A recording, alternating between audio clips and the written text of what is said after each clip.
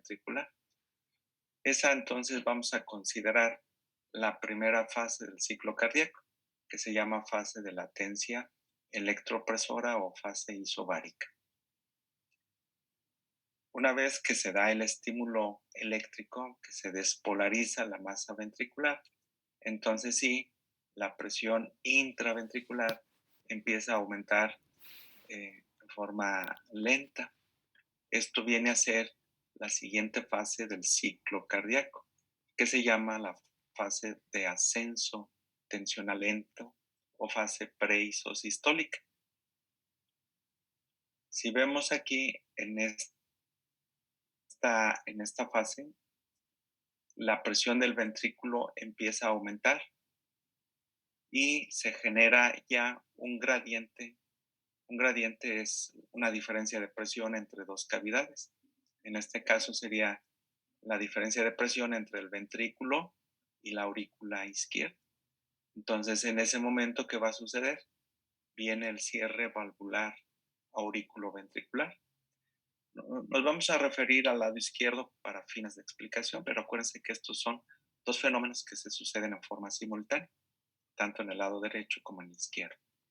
Y entonces en esta segunda fase, que es la fase de ascenso tensional lento, viene el cierre valvular aurículo-ventricular y con ello se generan las vibraciones del primer ruido cardíaco, que ya sabemos tiene dos componentes, entonces mitral y tricuspide.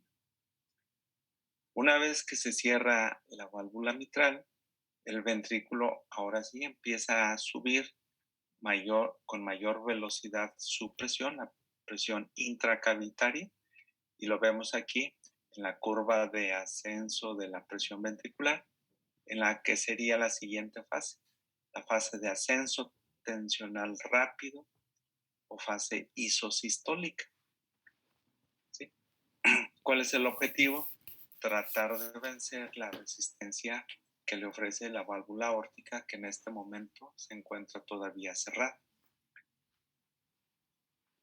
Al momento en que la presión intraventricular sube y logra vencer la resistencia de la válvula aórtica cerrada, viene la siguiente fase, que es la fase taquibárica.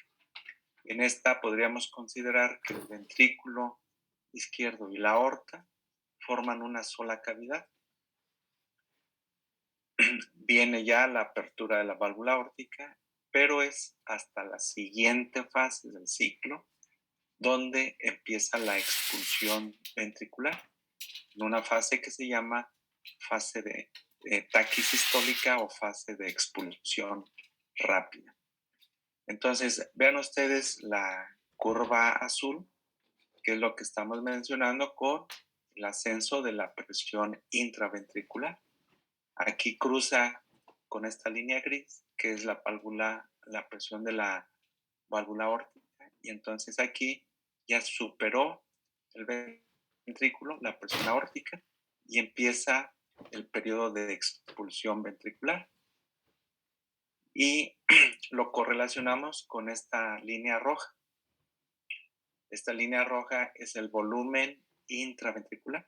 Y vean ustedes que en esta fase de expulsión rápida, ¿sí?, el volumen intraventricular desciende rápidamente, es decir, se lleva a cabo la mayor parte de la expulsión ventricular izquierda. Pero el volumen va a terminar de expulsarse hasta la siguiente fase, que es la fase de expulsión lenta o bradisistólica. ¿Sí? Aquí, si se fijan, ya el volumen ventricular realmente se modifica muy poco, porque es realmente poco la sangre que logra expulsar todavía al ventrículo. Entonces, vemos que el ventrículo se estimuló eléctricamente, empezó a generar presión, es decir, empieza la fase de contracción, vence la válvula aórtica, la resistencia que le ofrece la válvula aórtica, y comienza la expulsión ventricular en sus dos fases, ¿verdad? Fase de expulsión rápida, fase de expulsión lenta. Y una vez que el ventrículo ha terminado de vaciarse, ¿qué pasa con su presión? Empieza a disminuir. Y llega un momento en que la presión ventricular cae por debajo de la presión aórtica, ¿sí? En esto que llamamos la muesca aórtica y que nos refleja el momento del cierre de la válvula aórtica. En este momento, ¿qué va a suceder desde el punto de vista acústico? Viene el cierre valvular sigmoide, aórtico y pulmonar. Y entonces se van a generar las vibraciones del segundo ruido cardíaco, que ya sabemos tiene entonces sus dos componentes, el componente aórtico y el componente pulmonar. El ventrículo izquierdo entonces ya terminó su vaciamiento, se cierra la válvula aórtica y ¿qué sucede ahora? Viene la relajación ventricular. En este momento, ¿qué sucede? El ventrículo se empieza a relajar, pero vean que el volumen ya no se modifica. Lo único que tenemos es una caída de la presión intraventricular. A esa fase le llamamos fase de relajación isovolumétrica.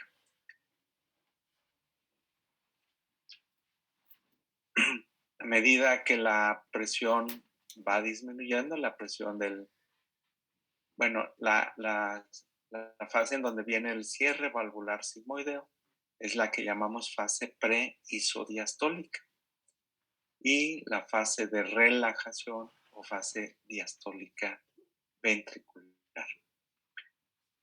Y llega un momento en que la presión del ventrículo, vean ustedes aquí, va descendiendo, hasta que cruza por debajo de la presión auricular.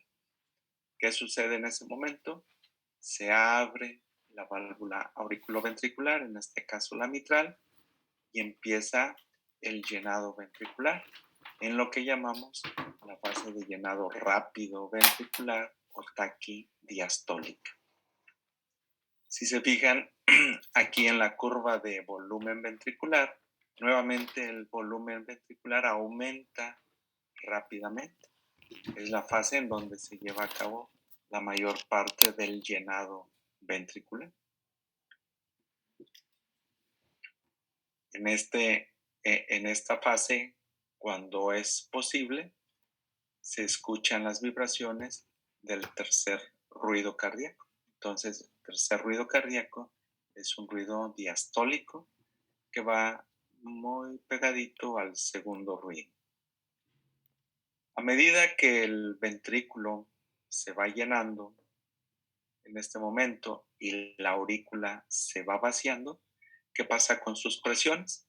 Pues llega a una fase en que más o menos se iguala y entonces el llenado ventricular se torna lento en lo que sería la siguiente fase del ciclo, que es la fase de llenado lento ventricular, fase bradidiastólica o diastasis. Es una fase de equilibrio en donde las presiones auricular y ventricular son muy semejantes y el llenado ventricular se incrementa en forma muy discreta. Sin embargo, para que la aurícula necesite o pueda, vaciarse en forma completa, ¿qué necesita? Contraerse. Entonces viene, acá lo vemos en el electrocardiograma, el estímulo auricular, viene la onda P que estimula las aurículas para que ésta se contraiga y entonces sí viene la contracción auricular, o sea, la sístole auricular. Al contraerse la aurícula, ¿qué pasa con su presión? Se incrementa y entonces vuelve a generar un gradiente de presión entre aurícula y ventrículo. Por lo tanto, en esta fase se termina de vaciar la aurícula y al mismo tiempo se termina de llenar al ventrículo. Esta es la siguiente fase del ciclo, que es la sístole auricular. Una vez que se llenó el ventrículo, ¿qué va a suceder? Nuevamente viene el estímulo ventricular eléctrico, ¿sí? Viene la fase de latencia electropresora y entonces se empieza un nuevo ciclo cardíaco. Entonces, si se fijan otra vez en el diagrama, ya no resulta tan complicado como pudiera haber aparecido en la primera instancia. Vemos aquí arriba en la línea gris la curva de presión aórtica, ¿sí? Vean, aquí tenemos el momento en que la presión ventricular cruza la presión aórtica y viene el vaciamiento ventricular. Vean que aquí la presión aórtica y ventricular pues prácticamente son iguales. Este es el momento del cierre de la válvula aórtica y entonces acá ya tenemos la presión diastólica aórtica, que vean ustedes va alrededor de los 80 milímetros de mercurio, mientras que la presión sistólica va alrededor de los 120 milímetros de mercurio, como cifras pues redondeadas, ¿verdad? Acá en la parte inferior tenemos otra curva gris que nos habla de la presión intraauricular. Vemos aquí la presión de la aurícula, que vean es una presión realmente baja.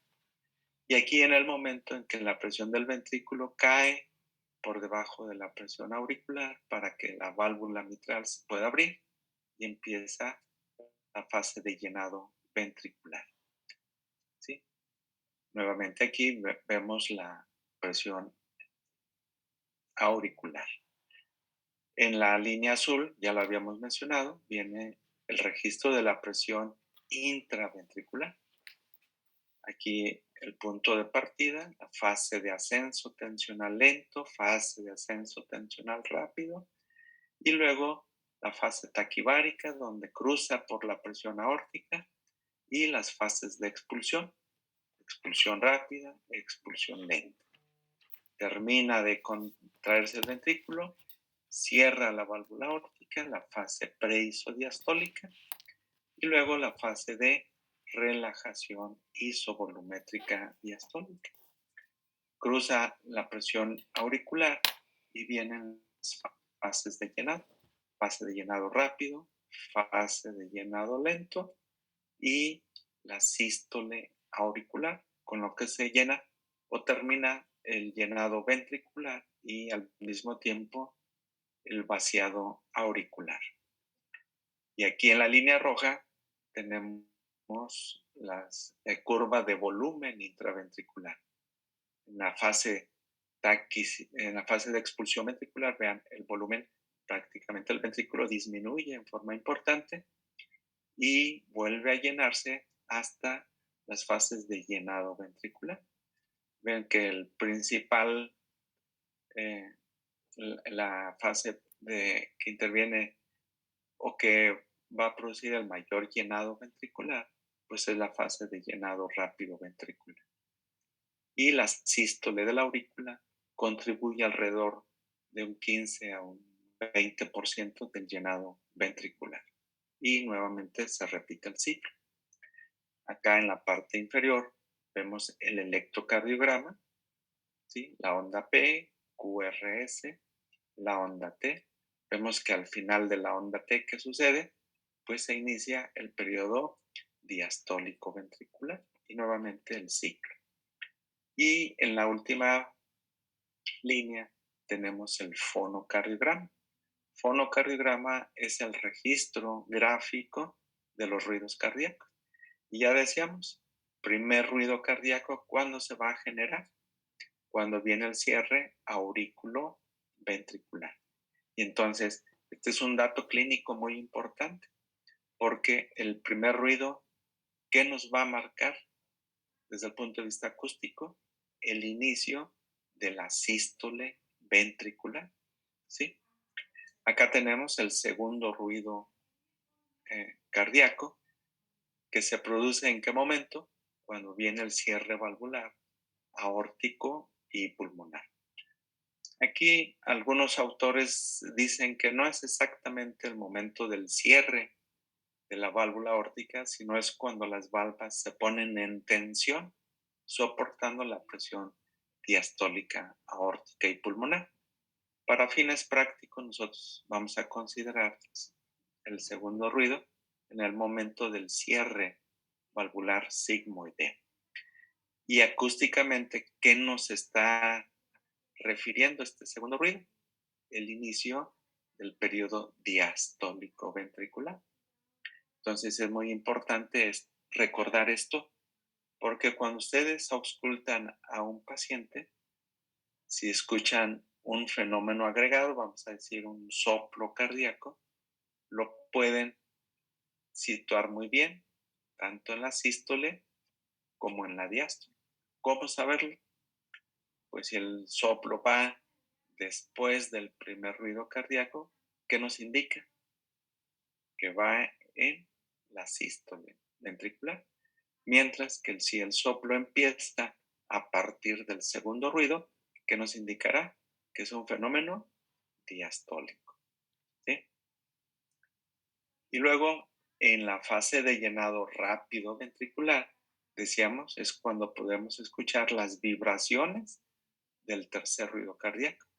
Este tercer ruido cardíaco en el adulto siempre será un ruido patológico y lo podemos escuchar, por ejemplo, en la insuficiencia cardíaca o en aquellas situaciones donde existe un aumento del volumen aurículo-ventricular.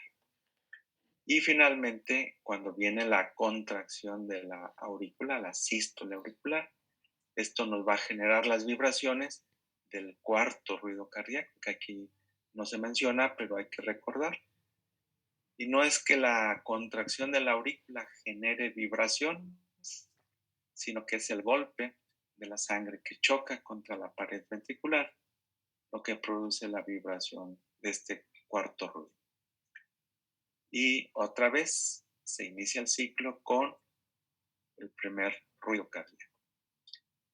Vamos entonces a que ustedes lo vean en esta fase.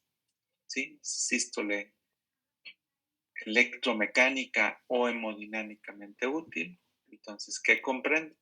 El periodo que está entre la onda Q del electrocardiograma hasta que se produce el segundo ruido cardíaco.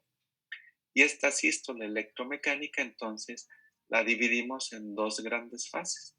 Periodo preexpulsivo, y este periodo preexpulsivo va a estar constituido por la fase de ascenso, de latencia electropresora, que ya decíamos es cuando viene el estímulo eléctrico ventricular, y las fases de ascenso tensional lento y de ascenso tensional rápido. Luego viene el periodo expulsivo. El periodo expulsivo se va a iniciar cuando se abre la válvula aórtica y entonces está constituido por la fase taquibárica, donde decíamos que la presión aórtica y la ventricular prácticamente son las mismas, y las fases de expulsión rápida y expulsión lenta. ¿Sí? Entonces, cuando hablamos de sístole, hablamos de estos dos periodos, preexpulsivo y el periodo expulsivo. Y luego tenemos la diástole. La diástole se inicia con la fase pre-isodiastólica, que es aquí cuando se generan las vibraciones del segundo ruido cardíaco, que ya decíamos, dado por el cierre valvular sigmoideo, tanto aórtico como pulmonar. Y esta diástole, entonces, comprende la fase isovolumétrica diastólica o de relajación ventricular, donde decíamos la presión del ventrículo cae, la fase de llenado rápido ventricular, cuando es menor a la presión auricular, la fase de llenado lento ventricular, bradidiastólica o diastasis, y finalmente la sístole auricular. Hay algunos investigadores que dicen que esta nomenclatura es un poco errónea, puesto que ya se sabe que al momento de la relajación ventricular hay un gasto energético importante. Y entonces dicen que la sístole debería comprender hasta esta fase de relajación ventricular y dejar la diástole exclusivamente para las fases de llenado. Sin embargo, esto ya está muy aceptado y entonces para fines prácticos seguimos considerando la diástole a partir del cierre valvular sigmoideo. Entonces, si volvemos a ver esta gráfica, pues ya no nos dará tanto problema. ¿O ustedes cómo ven? No tanto. Pues sí, ya se ve más entendible el diagrama de Ahora, Weiger. perdón, Que sí, ya se ve más entendible el diagrama así. más entendible, ¿verdad? Y aquí, este es el mismo diagrama, vemos los ruidos cardíacos, pero aquí vemos lo que es la presión venosa, la presión venosa. Y esto lo podemos valorar a nivel yugular, la presión venosa yugular. Vemos entonces aquí una serie de deflexiones. La onda A, ¿sí?, que nos está indicando el momento de la contracción auricular. ¿Sí? La onda C, que es el momento de la contracción ventricular. Luego tenemos el descenso X, que es el momento del vaciado ventricular. Y la onda P, que es el momento del llenado otra vez ventricular, ¿verdad? Donde viene aquí la apertura de la válvula mitral, aquí dice apertura mitral, ¿verdad? Y el descenso Y, que equivaldría a la sístole auricular.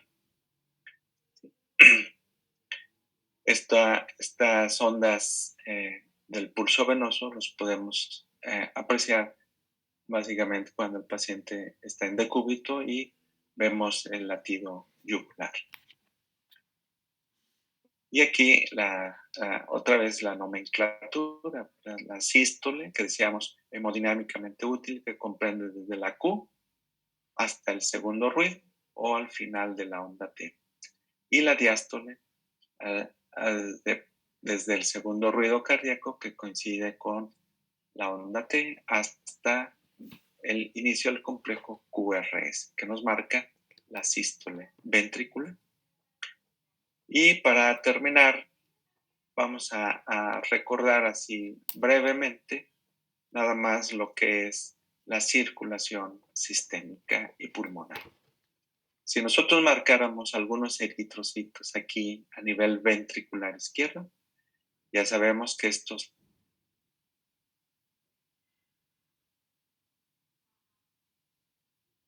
al momento de la contracción, los eritrocitos van hacia la aorta, primero la aorta ascendente y luego el callado de la aorta. Aquí entonces pueden tomar rumbo hacia las carótidas, hacia la cabeza o hacia la arteria subclavia para irse hacia los miembros superiores.